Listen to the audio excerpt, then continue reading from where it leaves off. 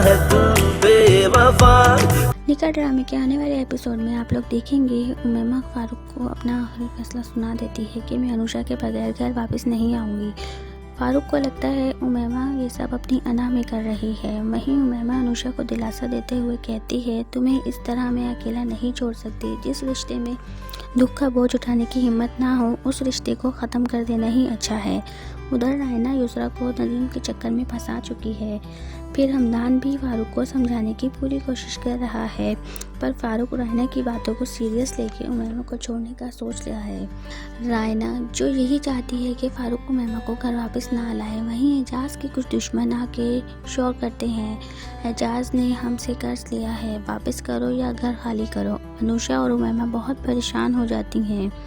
वैसे आप सबको क्या लगता है, क्या फारूक उमैमा को छोड़ देगा? रायना अपनी चाल में कामयाब हो जाएगी? मज़ीद अपडेट्स के लिए चैनल को सब्सक्राइब करना मत भूलिएगा, साथ में बेल आइकन को भी दबा दीजिएगा। शुक्रिया। तुझे पता है तेरे दिल